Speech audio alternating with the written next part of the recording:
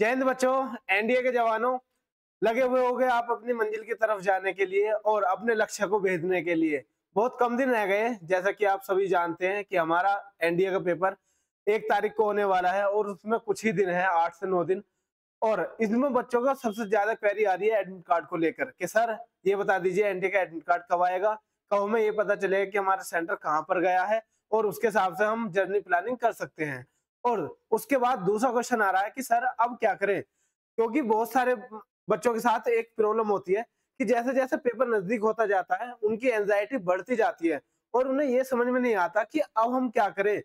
और जो पिछले याद करा हुआ होता है उसे भूलने लगते हैं या फिर ऐसा उन्हें फील होने लगता है कि हम तो भूल रहे हैं सारी चीजें और जो मैंने की थी ये तो सब जीरो होता जा रहा है, मैं क्या करूं कैसे करूं। तो ये पैनिकनेस बच्चों में आ जाती है। देखिए मैं भी आपकी ही फील्ड का एक स्टूडेंट रह चुका हूँ, एक कैंडिडेट रह चुका हूँ और मैंने खुद एनडीए क्वालिफाई किया है।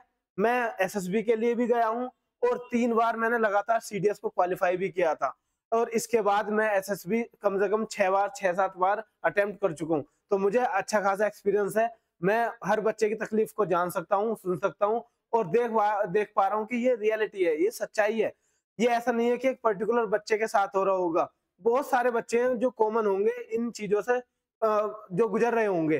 तो मैं उन सबके लिए एक बात लेकर आया हूँ या फिर अपने सजेशन लेकर आया हूँ जो मैंने पिछले एक्सपीरियंस से सीखा है या फिर जो मैंने अपने टाइम पर किया था। आप किस तरीके से अब भी बिना पैनिक हुए अपने एग्जाम को क्लियर कर सकते हैं, आज इस वीडियो में जानेंगे। और जानेंगे कि हम अब भी अपने पेपर को क्लियर कर सकते हैं, अपने एग्जाम को क्लियर कर सकते हैं और इसे फोड़ सकते हैं, क्योंकि हमने दिन रात एक ही तो सपना देखा था कि एनडीए कब ज्वाइन करेंगे, कब करेंगे और कब हमें यूनिफॉर्म मिलेगी। तो उसका पहला पड़ाव अब हमारे बहुत नजदीक है, जो रिटन एग्जाम है। उसके बाद एसएसबी, फिर मेडिकल, फिर मेरिट लिस्ट और उसके बाद हमारी जो तमन्ना है, जो लक्ष्य है वो प्राप्ति। तो उसमें हम पहले कदम की तरफ है और पहला कदम आपको पता है कि सबसे कठिन रहता है। तो इसमें देखेंगे क्या है, एनडीए नेशनल डिफेंस एकेडमी। तो इसका एडमिट कार्ड को देखिए बच्चों, इसका एग्जाम जो होता है वो कंडक्ट कराती है यूपीएससी। और यूपीएससी अपने वादों को लेकर, अपने जो डेडिकेशन है उसे लेकर बिल्कुल फेमस है। वो उसी टाइम पर और ड्यूरेशन के साथ अपने वर्क को करती है, उसमें कोई दो राय नहीं है। तो जो एनडीए का नोटिफिकेशन आया था उसमें साफ साफ लिखा होता है कि जो आपका एडमिट कार्ड है वो एग्जाम के जिस वीक में एग्जाम है उससे पहले वीक में आपका एडमिट कार्ड आ जाएगा। जैसा कि आपको पता है कि हमारा 1 सितंबर को एग्जाम होने वाला है, 1 सितंबर को। तो आप ये मानकर चलिए कि 24, 25 या 26, 24, 25 या 26 अगस्त को आपका एडमिट कार्ड देखने को मिल जाएगा। तो इस बात की पैनिकनेस ना मचाएं कि एडमिट कार्ड नहीं आ रहा है। एडमिट कार्ड इंपॉर्टेंट नहीं है, वो तो आ जाएगा और ज्यादा दूर सेंटर जाता भी नहीं है। आपके कम से कम 50 किलोमीटर के दायरे में आपका सेंटर रहने वाला है, बेफिक्र रहिए। तो आप एक दिन में भी प्लानिंग कर सकते हैं अपनी जर्नी की। इतना बड़ा एग्जाम नहीं होता, इतनी दूर नहीं देते यूपीएससी, बिल्कुल पास में सेंटर होगा। तो ये 3 डेट याद कर लीजिए जो मैं बता रहा हूँ अपने एक्सपीरियंस से कि हाँ इस डेट को आ सकता है। 1-2 डेट ऊपर नीचे हो सकती है वो अलग बात है, बट ये डेट आपकी फिक्स रहने वाली, 24, 25, 26 के आसपास आपका एडमिट कार्ड आ जाएगा। चलिए इसके बाद हम बात करते हैं कि उन बच्चों के बारे में जो अब परेशान है कि अब क्या करें हम, कोई बताने वाला हो, कोई समझाने वाला हो, क्योंकि अकेला बच्चा घुटता रहता है। तो मैं उन बच्चों के लिए अब समझाने आया हूँ और आगे वीडियो उन्हीं के लिए रहने वाली है। देखिए बच्चों, सबसे पहले हमारा आता है रिवीजन। मैंने 3 वर्ड लिखे हैं यहाँ पर, रिवीजन, प्रैक्टिस और लर्निंग, 3 है। और चौथा वर्ड है हमारा मॉक एनालिसिस। तो अभी मैं जरा डिस्कस करता हूँ आपको सबसे पहले रिवीजन पर। देखिए जो भी आपने अब तक पढ़ा है, जैसा कुछ बच्चे होंगे जो 6 महीने से तैयारी कर रहे होंगे, 6 मंथ से, कोई होंगे जो 1 साल से तैयारी कर रहे होंगे, कुछ बच्चे होंगे जो पहले ऑलरेडी एग्जाम क्रैक कर चुके हैं, निकाल चुके हैं, वो दोबारा तैयारी कर रहे होंगे, दोबारा निकाले होंगे, एसएसबी अटेम्प्ट करना चाहते होंगे। बिल्कुल सही बात है बच्चों, ऐसा ही होता है कि जब हम पहले निकाल लेते हैं दूसरा भी निकलता है या फिर हम दूसरे के लिए भी जाते हैं। तो कोई दिक्कत नहीं है, आप भी बिल्कुल कॉम्पिटिशन में हो और अपना एग्जाम दोबारा से निकालोगे, ठीक है। तो इसमें हम क्या करते हैं, हम नोट्स बनाते हैं, अपने पर्टिकुलर नोट्स बनाते हैं और कंटेंट तैयार करते हैं सिलेबस का, सिलेबस। तो इन सबको पढ़ने का इस टाइम पर एक पर्टिकुलर टाइम है, लास्ट स्टेप। ये मान लीजिए ये हमारा अंतिम क्षण है, अब हमें करना है।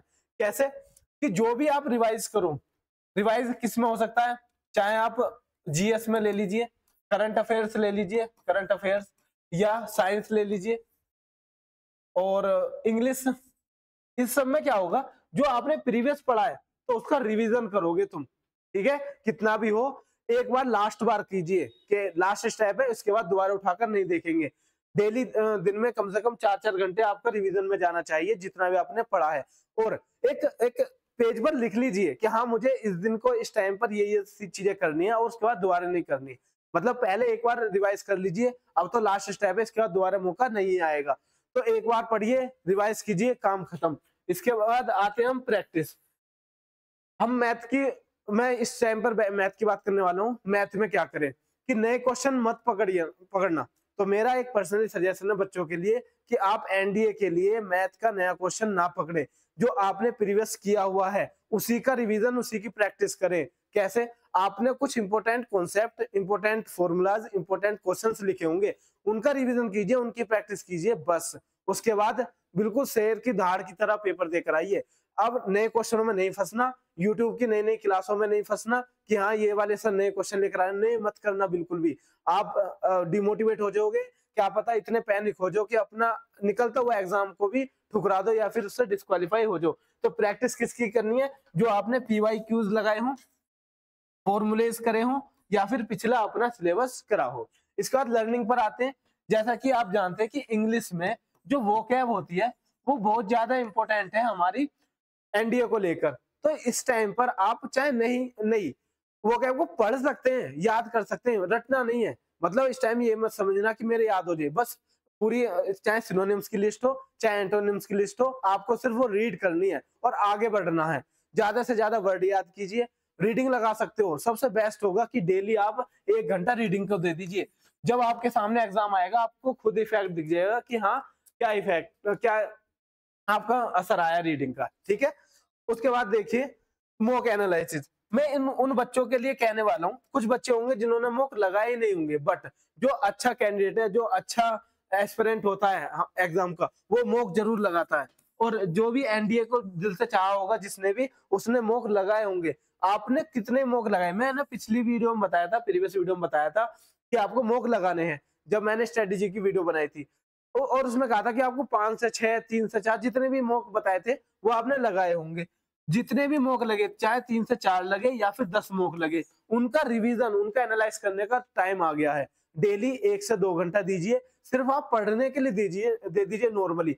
नया मॉक नहीं लगाना, अब तो मॉक बिल्कुल मत लगाना। मैं अपने एक्सपीरियंस के हिसाब से कह रहा हूँ कि इस टाइम के बाद आप मॉक नहीं लगाओगे। सिंपल जो मॉक दिए हैं उनको रिवाइज करोगे अच्छे तरीके से, और जहां गलतियां हुई थी, जो सिली मिस्टेक हुई थी, उसको नोट करोगे और उस पर ध्यान दोगे कि वो रियल एग्जाम में ना हो। ठीक है बच्चों, तो मेरे सामने ये गाइडेंस है आपके लिए। और मैं आपके लिए एक और चीज सुझाव लेकर आया हूँ, वो है इंग्लिश को लेकर। जैसा कि आपको पता है कि इस चैनल पर 2 सीरीज सबसे ज्यादा इंपॉर्टेंट इस टाइम पर मैं आपको गाइड करूंगा। क्या? कि टॉप 100 सीरीज। क्या? इसमें होगी ग्रामर को लेकर।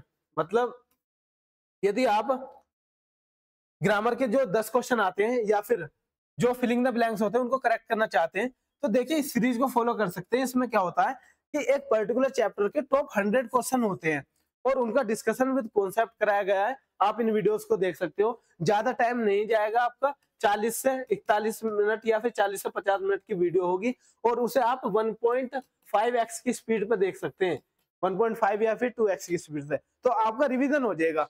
और वही दूसरा चैप्टर है एक्टिव पैसिव हुआ, डायरेक्ट इनडायरेक्ट हुआ, तो इनके कॉन्सेप्ट आते हैं एनडीए में।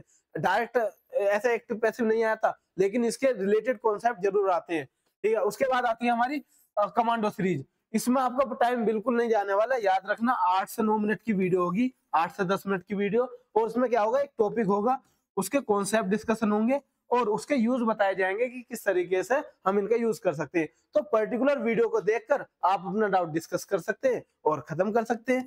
ठीक है, और यदि आप पीडीएफ चाहते हैं, नोट्स चाहते हैं या फिर कोई भी अपडेट हो, तो हमारा Telegram group English by Sachin Tomar को ज्वाइन कर सकते हो, वहां पर देख सकते हो। और देखिए वोकैब के लिए मैं सिर्फ वेट कर रहा हूँ एग्जाम का। याद रखना कई सारे वर्ड मैं आपको एनडीए में इस वोकैब से दिखा दूंगा, जहां पर आपको एक इमेज के हिसाब से English meaning plus Hindi meaning और उसे याद करने का तरीका बताया गया है।